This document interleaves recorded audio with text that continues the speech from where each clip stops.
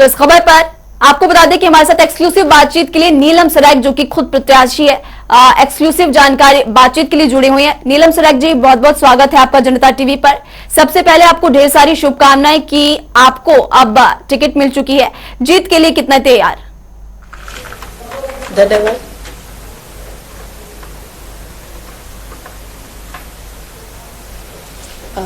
धन्यवाद। मैं इस टिकट के लिए अपने राष्ट्रीय नेतृत्व आदरणीय नरेंद्र मोदी जी का, भाजपा राष्ट्रीय अध्यक्ष आदरणीय नड्डा जी का, केंद्रीय मंत्री अनुराग ठाकुर जी का और पूरे प्रदेश नेतृत्व जिसमें हमारे आदरणीय जयराम ठाकुर जी मुख्यमंत्री है, हमारे आदरणीय कश्यप जी अध्यक्ष है, संगठन मंत्री पवन राणा जी, हमारी महिला मोर्चा की अध्यक्षा रश्मिधर सूद जी, हमारे सुरेश भारद्वाज जी, सुखराम चौधरी जी जो प्रभारी और सह प्रभारी और तमाम वरिष्ठ नेतृत्व का मैं धन्यवाद करना चाहती हूँ कि उन्होंने जुब्बल और कोटखाई क्षेत्र से एक महिला, एक साधारण कार्यकर्ता को तरजीह देकर इस जीत को आधा जीत लिया है। जब से जुब्बल और कोटखाई कंस्टिट्यूंसी में आज तक कभी महिला को टिकट नहीं मिला है, वहां पे हमेशा पुरुष मतदाता या पुरुष उम्मीदवार का वर्चस्व रहा है।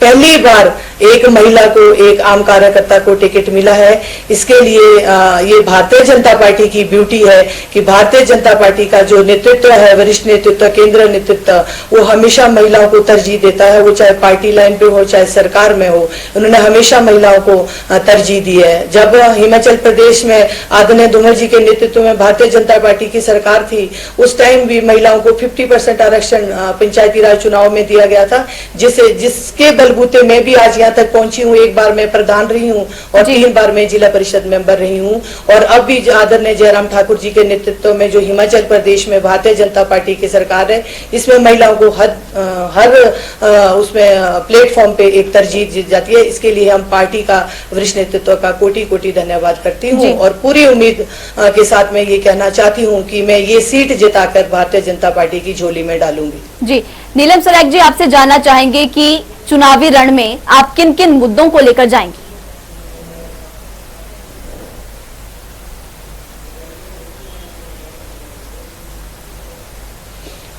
हाँ, जो हमारा जुब्बल और कोटखाई का क्षेत्र है वो सेब बहुल क्षेत्र है। बागवानी जो है वो हमारा पुश्तैनी पेशा है। जो सेब है वो हमारी रोजी रोटी है, इस प्रदेश की आर्थिकी सेब पर निर्भर करती है। तो मेरा जो फोकस रहेगा इस सेब की इंडस्ट्री को आगे बढ़ाने के लिए, इसके बेटरमेंट के लिए, हम इसको कैसे अपनी रोजी रोटी को सुरक्षित रखें, कैसे इसको आगे ले जाए। क्योंकि जुब्बल और कोटखाई से जो हमारे पार्टी के वरिष्ठ नेता स्वर्गीय निंदा ब्राकर जी ने इस क्षेत्र में, सेब के क्षेत्र में बहुत काम किया है, तो हमारा भी यही प्रयास रहेगा कि आगे हम उनके नक्शे कदम पे चलते हुए इस इंडस्ट्री को आगे ले जाने में अपना सहयोग दे और जो भी मैं इस क्षेत्र के, इस बागवानी के क्षेत्र में कर सकूं और सरकार के समक्ष जो भी समस्या बागवानों, किसानों की है, उनको मैं सही प्लेटफॉर्म पे लाके उनका निदान करवा सकूं। जी, नीलम सराइक जी, देखिए, क्योंकि आपसे पहले चेतन बरागटा का नाम आगे चल रहा था और तैयारियां भी उनकी तरफ से की जा रही थी। जुब्बल कोटखाई में अभी प्रदर्शन यहाँ पर उनके समर्थकों की तरफ से किया जा रहा है। संगठन के लिए कितनी बड़ी चुनौती इसको माने?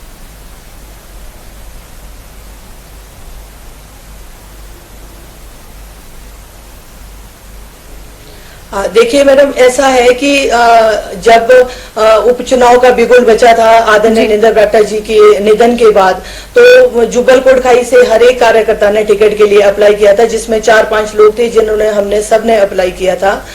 तो जुब्बल और जो कोटखाई का क्षेत्र था, जो हमारे वहां से विधायक थे स्वर्गीय निंदा ब्राक्टा जी, एक तो वो बीमार थे, दूसरा कोविड काल में उनके वो कोई कार्य नहीं कर पा रहे थे। उन्होंने बहुत सारी जो योजनाएं थी जो उस क्षेत्र के लिए करना चाह रहे थे, उसके चलते उनके निधन के बाद हमारे आदरणीय ठाकुर जयराम की सरकार ने, पार्टी और संगठन ने, कि जुब्बल और कोटखाई का क्षेत्र अपने आप को अनाथ न समझे, इस दृष्टि से उस क्षेत्र में लगातार मंत्री जाते रहे। जो हमारे लोगों की समस्याएं थी, जो हमारे के जो काम थे, जो आदरणीय नरेंद्र बरागटा जी अधूरे छोड़ गए थे, उनको पूरा करने के लिए लगातार सरकार ने कोशिश की।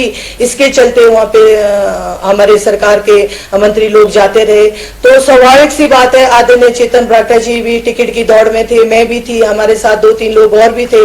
पर होता यही है मैडम, जब टिकट किसी एक को ही मिलना, उनको मिलता तो मैं उनके साथ पार्टी संगठन के लिए खड़ी रहती। आज मुझे मिला है तो वो मेरे साथ खड़े रहेंगे, ऐसे मुझे विश्वास है। वो मेरे छोटे भाई है। भारतीय जनता पार्टी एक पार्टी नहीं, एक परिवार है। यहाँ हम सभी परिवार के सदस्य हैं। हम मिलजुल कर इस चुनाव को जीतेंगे और लड़ेंगे। जी, उनकी तरफ से भी कहा गया है कि चुनाव में नहीं लड़ना चाहता था, लेकिन मुझे कहा गया इसलिए मैंने चुनाव लड़ने के लिए तैयारी की। उनका दुख यहाँ पर इसलिए झलक रहा है। उनका कहना है कि जब मुझे टिकट मिलनी ही नहीं थी तो इतनी तैयारी क्यों करवाई गई। इस पर आप क्या कहेंगे?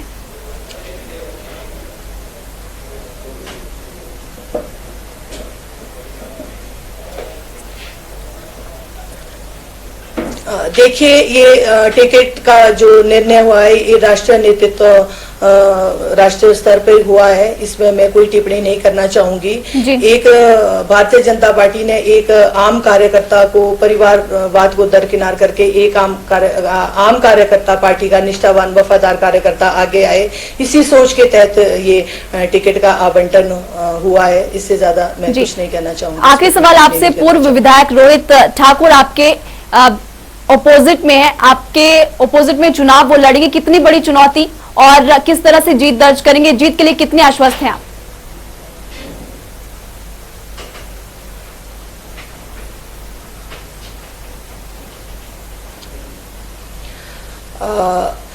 मैं पिछले 15-20 सालों से पंचायती राज की राजनीति में सक्रिय रूप से भाग ले रही हूँ। एक अनुभव के तौर पे, जो ग्राउंड लेवल पे जो लोगों की समस्या है, हमने हमेशा सरकार के समक्ष उचित प्लेटफॉर्म पे उसको निदान करने की कोशिश की है। और महिला से रिगार्डिंग, गरीब तबके से रिगार्डिंग हमारी बहुत सारी ऐसी योजना है जो राष्ट्रीय स्तर पर और प्रदेश सरकार के स्तर पर जो बहुत सारे कार्यक्रम और योजना है जो महिलाओं के वेलफेयर के लिए, गरीब लोगों के वेलफेयर के लिए चलाई गई है। मेरी ये कोशिश रहेगी कि उन राष्ट्रीय और प्रदेश स्तर की योजना और कार्यक्रमों को ग्रास रूट लेवल में अंतिम व्यक्ति तक उन योजनाओं को पहुंचाने का काम करे, और ताकि हम लोगों के बीच अपना जनाधार बना सके। दूसरा, भारतीय जनता पार्टी ने इन 4 सालों में बहुत सारे ऐसे कार्य किए हैं जिसके आधार पे हम जनता के बीच जाएंगे और निश्चित तौर पे और हम ये सीट जीत के सरकार की झोली में डालेंगे। विकास के मुद्दे पर चुनाव आपकी तरफ से लड़ा जाएगा। एक बार फिर से बहुत बहुत शुक्रिया।